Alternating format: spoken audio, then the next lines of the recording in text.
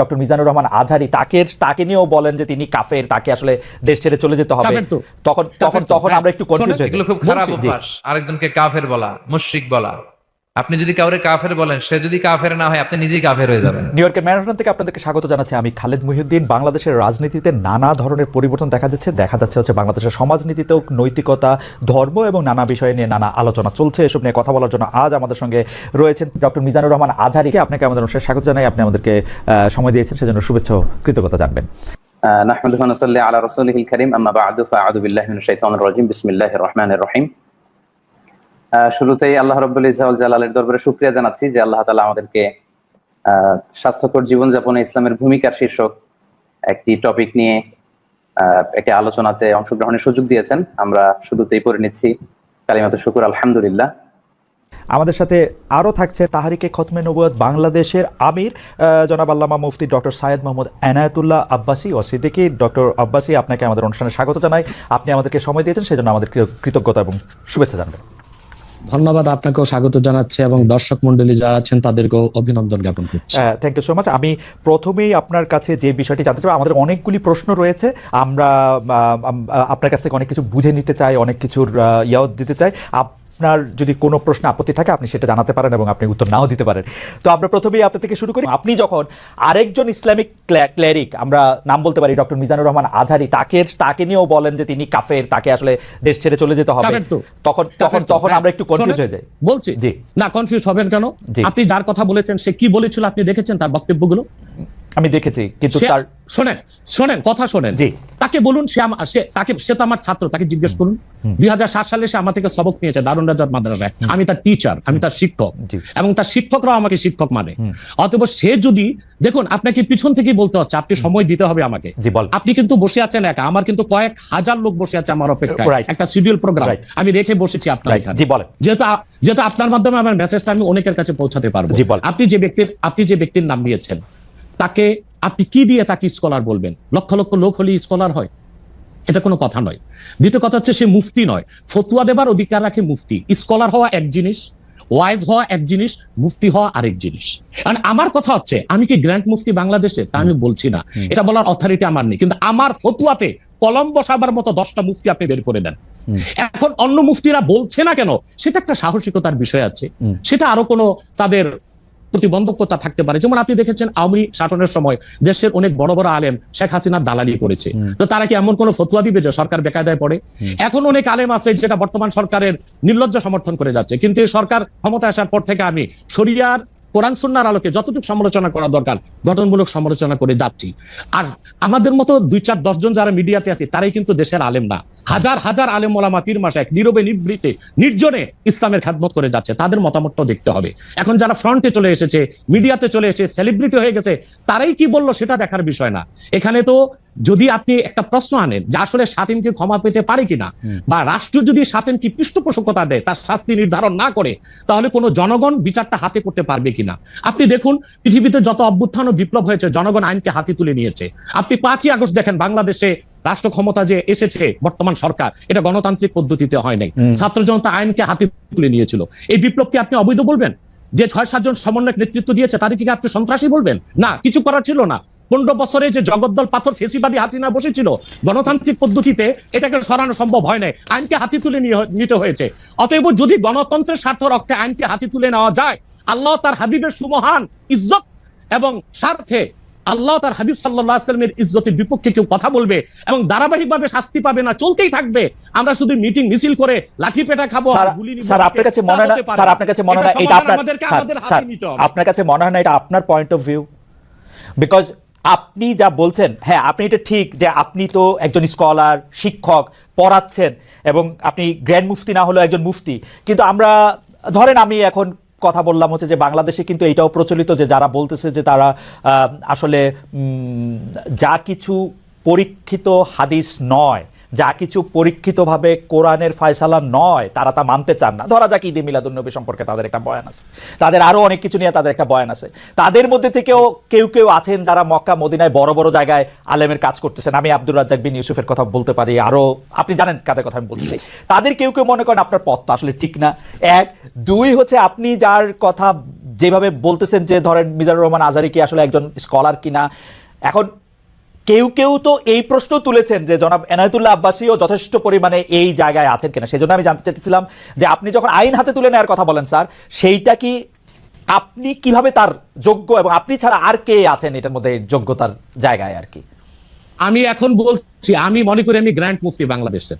আচ্ছা, আপনি মনে করছেন আপনি গ্র্যান্ড মুফতি? ওকে, এবং এটা আমি চ্যালেঞ্জে ওকে ওকে, এইটা বললে আমার ফতুয়ার বিপক্ষে, আমি শোনেন, আমার ফতুয়ার বিপক্ষে যে যাচ্ছে তাকে আমার সাথে বসান, আপনার প্ল্যাটফর্মে বসান। এক, দ্বিতীয় কথা হচ্ছে ঈদে মিলাদুন্নবী নিয়ে যে আপনি প্রশ্ন করেছেন, ঈদে মিলাদুন্নবী সাল্লাল্লাহু আলাইহি ওয়াসাল্লাম নিয়ে অনেক ডিবেট হয়েছে এবং ঈদে মিলাদুন্নবীর পক্ষে যারা, তারাই বিজয়ী হয়েছে। আর বাংলাদেশে ওলামায়ে দেওবন্দের একটা বিরাট অংশ যারা মূল ধারার, তারা কিন্তু ঈদে মিলাদুন্নবী নিয়ে কখনো বিরোধিতা করে না। কিছু মাত্র স্কলার আছেন যারা কোনোভাবে পার্সেজ হয়ে আছেন, তারাই ঈদ মিলাদুন্নবীর বিরোধিতা করে। আমরা বলি মিলাদ যার সিরাত না তার, মিলাদুন নবী সাল্লাল্লাহু আলাইহি ওয়াসাল্লাম ব্যানারও মাহফিল হতে পারে, সিরাতুন নবী সাল্লাল্লাহু আলাইহি ওয়াসাল্লাম ব্যানারও মাহফিল হতে পারে। এবং আপনি শুনেছেন আজকে 4 বছর যাবত সৌদি সরকার, উচ্চ ওলামা পরিষদ ফতোয়া দিয়েছে যে ঈদ মিলাদুন্নবী উপলক্ষে মাহফিল সৌদি আরবে হবে এবং 12 রবিউল আউয়াল তারা রাষ্ট্রীয় ছুটি ঘোষণা করে রেখেছে। এবং বাংলাদেশে বর্তমান সরকারও যথেষ্ট আলেম ওলামা আছেন যারা কওমি ঘরানার এবং দেওবন্দ ঘরানার, যাদেরকে আমরা আহলে হক মনে করে থাকি। এবং আমরা মনে করি জৌনপুর, ফুরফুরা, সারসিনা, আহলে সুন্নাত, আহলে হক একই ধারাতেই চলে আসছে। তারাও কিন্তু ইসলামিক ফাউন্ডেশনের দায়িত্বে আছে এবং তারা কিন্তু এবারও ঈদে মিলাদুন্নবী ব্যানারে প্রোগ্রাম করেছে এবং আমি সেখানে অংশগ্রহণ করেছিলাম একদিন। অতএব বিচ্ছিন্নভাবে কে কি ঈদে মিলাদুন্নবীর বিরোধিতা করলো, আব্দুর রাজ্জাক সাহেবের নাম বলেছেন, ওনাকেই বসান আমার সাথে, কথা বলি, সংলাপ হতে তো কোনো দোষ নাই। ওকে, বা আপনি আরো যাদের কথা বলেছেন আচ্ছা, তাদেরকে বসান আমাদের সাথে। আচ্ছা, আমার এখানে একটা সম্পূরক জাস্ট প্রশ্ন আছে আইনের ব্যাপারে। যেহেতু তেহরিকে খতমে নবুয়তের শাখা যুক্তরাজ্যেও আছে, এখানেও আছে, আপনি একইভাবে এই কথা বা ভারতের পশ্চিমবঙ্গের কথা বলেছেন, এইখানে যেটা বলছেন সেটা কি যুক্তরাজ্য এবং ভারতের পশ্চিমবঙ্গের জন্য প্রযোজ্য? যুক্তরাজ্যেও যদি কেউ এই ধরনের কথা বলে তাকেও কি আপনি এরকম একটা কথা বলবেন বা বলতে পারবেন? জি জি বলবো। আমি যুক্তরাজ্যে যে সাফার করে এসেছি সেটা শোনেন আগে। 2 বছর আগে আমি যুক্তরাজ্যে গিয়েছিলাম। আমার 7টা প্রোগ্রাম ছিল, 4টা প্রোগ্রাম করতে পেরেছি, 3টা প্রোগ্রাম আমি করতে পারিনি। এবং সেখানে আমার বিরোধিতা করেছিল নাইজেল ফারাজ, আপনি জানেন তাকে, সিএনএন নিউজ প্রেজেন্টার, এবং সে ব্রেক্সিট আন্দোলনের হোতা ছিল এবং সে ব্রিটিশ পার্লামেন্টের মেম্বার ছিল। আমার যেদিন সেন্ট্রাল লন্ডনের প্রোগ্রাম ছিল, নাইজেল ফারাজ লং মার্চের ঘোষণা দিয়েছিল এবং আমি সেখানে যেতে পারিনি। কেন? নাইজেল ফারাজ 23টা প্রতিবেদন করেছিল আমার বিপক্ষে, তার মধ্যে উল্লেখযোগ্য ছিল যে আমি মুরতাদের শাস্তি মৃত্যুদণ্ড চাই। বাট ব্রিটিশ পুলিশ আমাকে অ্যারেস্ট করিনি এবং ব্রিটিশ পুলিশ আমাকে শুধু প্রোগ্রাম করতে দেয়নি সহিংসভাবে সেজন্য। কিন্তু আমি রানীকে গালি দিয়েছি, সেটাও সেখানে তুলে ধরা হয়েছে। আমি রানীকে গালি দেওয়া যায় ইংল্যান্ডে? হ্যাঁ, মুরতাদের শাস্তি মৃত্যুদণ্ড চেয়েছি, সেইটা 23টা প্রতিবেদন করে আমার এই বক্তব্য ফতোয়াগুলো সেখানে লন্ডনে দেখানো হয়েছে।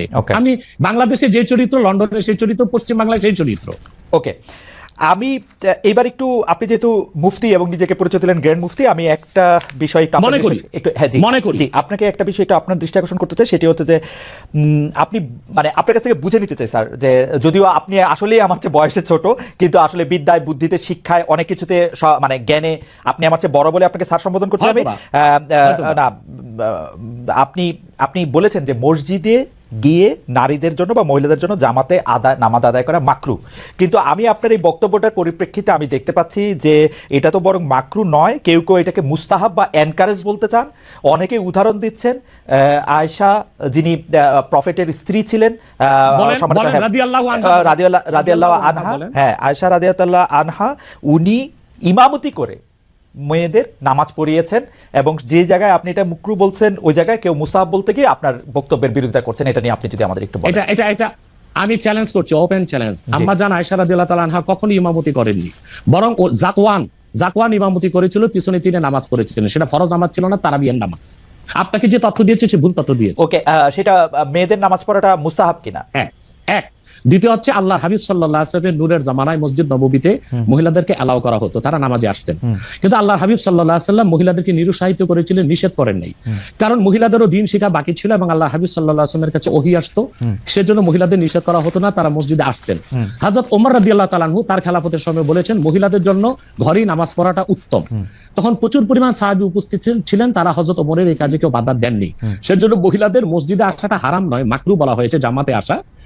কারণ আম্মাজান আয়েশা রাদিয়াল্লাহু তাআলা আনহা নিজেও বলেছিলেন যে বর্তমানে মানে 1500 বছর আগেই আম্মাজান আয়েশা বলেছেন যে এখন মহিলাদের মসজিদে না আসাই উচিত ফিতনার এই সময়। তো 1500 বছর আগে যদি ফিতনার আশঙ্কা করে আম্মাজান আয়েশা মসজিদ নববীতে মহিলাদের আসাটাকে নিরুৎসাহিত করে থাকেন, তাহলে হযরত ওমর রাদিয়াল্লাহু তাআলার সিদ্ধান্তটা সঠিক ছিল। আর বর্তমান যুগে সেটা আমরাও নিরুৎসাহিত করি, এজন্যই মাকরু বলি। মাকরু মানে হারাম নয়, খুব কঠিনভাবে নিষিদ্ধ নয়, জাস্ট নিরুৎসাহিত করা। আপনি মাকরু ফতোয়াটা কোথায় পেলেন? আর আপনি যে বলছেন যে কোথায় পেলাম বলছি, আনহা এটা পড়েন নাই, কিন্তু আমি এখন যেটা দেখতে পাচ্ছি যে women praying in congregation among themselves, এটা মাদিনা বলে একটা পিরিয়ডিক্যালস বাইরে হয় মাদিনা ইউনিভার্সিটি থেকে, সেইখান থেকে একজন বলতেছেন যে এটা পড়ছেন। আমি তো এটা সত্য বিচার করতে পারবো না। আয়েশা রাদিয়াল্লাহু তাআলা আনহা ইমামতি করেননি, তিনি জাকওয়ান ওনার খাদেমের পিছনে নামাজ পড়েছেন। সেটা ফরজ নামাজ ছিল না, তারাবিহের নামাজ ছিল। জি, এটা বুখারী শরীফের হাদিস। আমাকে সময় দিলেন, বের করে দিব। আচ্ছা ঠিক আছে, আপনি কি এইটা একটু বলবেন যে মাকরুটা আপনি কোথায় পেলেন? এটা হানাফিদের সর্বসম্মত মত। হানাফিদের সর্বসম্মত মত যে মেয়েদের মসজিদে গিয়ে নামাজ পড়াটা মাকরু। জামাতে হজের সময় ওটা ভিন্ন বিষয়, ওইটা ভিন্ন বিষয়। ফরজ, হজটা ফরজ, এবং সেখানে নামাজ আদায় করা, ওই সময় মেয়েরা নামাজ আদায় করতেছে, ওইটা ওরা করতে পারবে, কিন্তু পরে আর এমনিতে নরমালি আর পারবে না। পারবে না মানে বললাম তো, নিরুৎসাহিত করা হয়েছে। তারা ঘরে পড়বে, ঘরে পড়াটাই উত্তম। এটা যদি মাকরু হইতো তাহলে কি হজের সময় এটা পড়াটা জায়েজ থাকতো? না, স্থানকাল ভেদে পার্থক্য আছে না। আপনি এখন তো আপনি আজকে আগামীকাল দুপুরে আপনি পানাহার করতে পারবেন, কিন্তু পহেলা রোজায় দুপুরে পানাহার করতে পারবেন? সেটা তো হারাম হয়ে যাবে না? তার মানে স্থানকাল পাত্র বেশে হুকুমটা ভিন্ন হবে না? হবে, কিন্তু যেটা হজে পারমিটেড, যেটা হজের মাঠে পারমিটেড, সেটা আর পৃথিবীর কোথাও মাকরু হইতে পারে? হজটা কি? হজটা হচ্ছে কাবাগরে যেতে হবে, পুরুষকেও যেতে হবে, মহিলাকেও যেতে হবে। কাবাগর একটাই, সেজন্য সেখানে সেটা ছাড় আছে। কিন্তু মসজিদ পৃথিবীতে একটা না, মহিলারা ঘরে নামাজ পড়তে পারবে। হ্যাঁ, তারপর আমরা এটা বলে থাকি, যেমন কোন মহিলা ঢাকা গেল শপিং করার জন্য, এখন নামাজের সময় হলো, সে বাড়িতে আসতে নামাজ কাজা হয়ে যাবে, সে বাইতুল মুকাররম যে নামাজ পড়ে নেই, মহিলাদের জন্য যদি সুব্যবস্থা থেকে পড়তে পারবে। মাকরুটাকে আপনি খুব বড় করে দেখার প্রয়োজন নাই। এই যে আপনার মাথায় টুপি নাই, এটাও কিন্তু মাকরু স্যার, যেটা মাথায় বসাও মাকরু, রাইট। যেটা কিন্তু তাই বলে তো আপনাকে আমি গুনাহগার বলতে পারছি না, উৎসাহিত করব না। স্যার, আমি যেটা বলতে চাইতেছি, এমন কোন কাজ কি আছে যেটা কাবাগারে করা যায়, অন্য যে কোনো জায়গায় আরেকটা মাকরু হিসেবে বিবেচিত হবে? আর কোন কাজ কিরকম আছে বোঝার জন্য জানতে চাইতেছি স্যার। হ্যাঁ, বোঝার জন্য বলতেছি। যেমন কাবাগারে উপস্থিত হলে ওযু অবস্থায় যেতে হবে, অন্য কোনো জায়গায় গেলে ওযু অবস্থা লাগবে না। কেউ যদি হজ করতে ইহরাম ভাবে, স্ত্রীর সহবাস তার জন্য হারাম যতদিন কাবাগারে। না, যেটা কাবাগারে করা যায় সেটা অন্য কোথাও হারাম আছে কিনা? কাবাগর, হ্যাঁ, হারাম আছে। যেমন কাবাগর তোয়াফ করা হচ্ছে ফরজ, হজের একটা ফরজ, কিন্তু পৃথিবীর অন্য কোনো ঘর কোনো জায়গায় তোয়াফ করা যায় না। সেখানে যেটা যায় অন্য জায়গায় যায় না। মানে যেহেতু কাবাগর তোয়াফ করা যায়, মানে কাবাগর শুধু তোয়াফের জায়গা, কাবাগর তোয়াফ করা ফরজ, কিন্তু পৃথিবীর অন্য কোনো মসজিদ বা আল্লাহর ওলির কোনো কবর বা মাজার তো তোয়াফ করা যাবে না, সেটা তো শিরক। তাহলে স্থানকাল পাত্র ভেদে এবং সময়ের ভিন্নতার কারণে হুকুম পরিবর্তন হয়। যেমন আমি আপনাকে একটা উদাহরণ দিয়েছি, আগামীকাল আপনাকে দুপুরে খেতে হবে, সেটা খাওয়া আপনার জন্য সওয়াবের কাজ। আল্লাহ বলেছেন কুলু ওয়াশরাবু, খাও পান করো, কিন্তু ঠিক পহেলা রোজার দিন দুপুরে আপনি খেতে পারবেন না, সেটা হারাম। অথবা মাকরুর বিষয়টাও স্থানকাল পাত্র ভেদে তো পরিবর্তন হবে। লাস্ট কোশ্চেন এই সিরিজে জাস্ট বোঝার জন্য, আমাদের অনেক দর্শক জানাচ্ছেন যে সৌদি আরব সহ ইসলামী বিশ্বের অনেক দুনিয়ায় মেয়েদের জামাতে নামাজ পড়ার ব্যবস্থা মসজিদে আছে, তাহলে সেই ব্যাপারটা কি মাকরু কিনা, এবং তাদের শরিয়া বোর্ড সেইটাকে আসলে পরীক্ষা করছে কিনা? আবার বলেন তো প্রশ্নটা। এমন অনেক মুসলিম দেশ আছে, সৌদি আরব সহ, আরব দেশ সহ, যেখানে জামাতে মেয়েদের নামাজ পড়ার ব্যবস্থা আছে। বিশেষ করে রমজানের সময় তো তারাবির নামাজের ক্ষেত্রে মেয়েরা অনেকেই যান। তো সেই ক্ষেত্রে তারা এই মাকরুর ব্যাপারটা অবগত কিনা, তাদের শরিয়া ব্যাপারটার দিকে নজর আছে কিনা? আপনি হয়তো ভুলে গেছেন আমার উত্তরটা। হানাফি মাযহাব মতে মাকরু। আমরা যেহেতু মাযহাব হানাফি মানি, এই জন্য মাকরু। কিন্তু সৌদি আরবে হানাফি মাযহাব না, হাম্বলি মাযহাব, সেখানে মাকরু না। আচ্ছা, মানে হানাফি মাযহাব মতে মাকরু। ওকে, আমি পরের আপনার বক্তব্যটা নিশ্চয়ই অন্য আলেমরাও শুনেছেন, তারা তাদের মতো করে তারা ব্যাপারটা বিবেচনা করে দেখবেন। আমরা এটা শুনলাম। এইবার নেক্সট প্রসঙ্গে বা প্রশ্নে আপনাকে নারীদের নামাজের ব্যাপারে একটা হাদিস শোনায় দিচ্ছি। সহিহ মুসলিম হাদিস নাম্বার 1027।